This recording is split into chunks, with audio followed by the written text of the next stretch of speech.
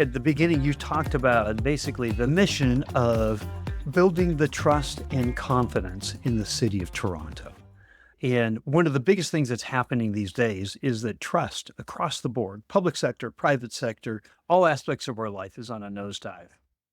In fact, I was just reading a recent study that talked about the customer or on the public sector side, the user or the citizen, their confidence in us and how we share evidence that they should trust us.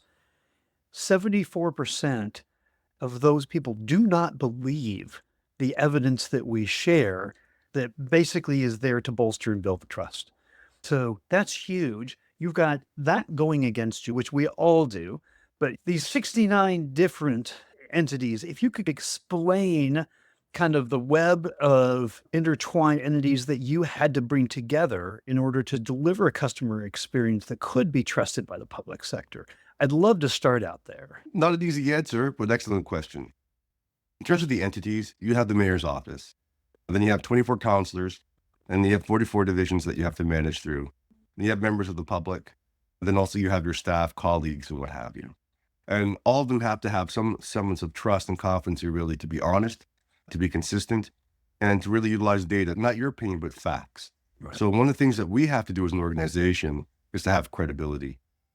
So the first thing we want to do is credibility comes with performance. Predictability creates that trust and confidence. So if we're not predictable in terms of developing and actually being consistent with how we arise to that service level and really embrace that service level ethos from a day-to-day, month-to-month, week-to-week perspective, then not many people can trust us. So the first thing we did was allow everyone to understand what our service levels were and to make sure that we're putting models in place to achieve them and address any issues that actually hindered us. So many years ago, I was first starting at 311, and I started in November. And there were several years in which that organization did not hit service level. By December, we were hitting service level. And it wasn't because of the influx of money. It's about process and understanding the science that comes along with it and the due diligence that's required. And really some managing. You really have to be very diligent on understanding where people are, what they're doing, how long they're on the phone, so on and so forth, and if you have the correct information. So in terms of trust and building that trust with the stakeholders, first of all, is you're meeting consistently at service level. So we're able to meet that service level, which has not been done in the city for a prolonged period of time. The second thing is really, at the end of the day, we're the frontline representation of that city of Toronto. So when I was in that position and the responsibility about making sure that we're the front line, managing the narrative, and in some cases, a council would look at their ward, their perspective from a particular lens. Within 301, we don't have that privilege. We have to manage the city's brand and everyone that comes along with those 24 different wards, not the one ward, 24 different wards. And there's all nuances and what have you. And sometimes the squeaky wheel wins, and that's not fair. That's not transparent in that particular environment. There's also privacy concerns that we have to take into account, which councillors are not privy to. So there's information that we receive that we cannot share without the resident's consent.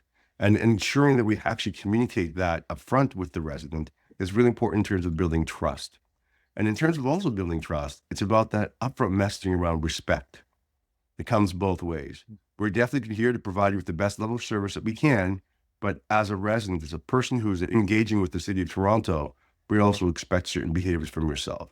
And if we can meet ourselves in that common baseline, then we can communicate, share perspectives and data in a very timely, respectful, professional manner.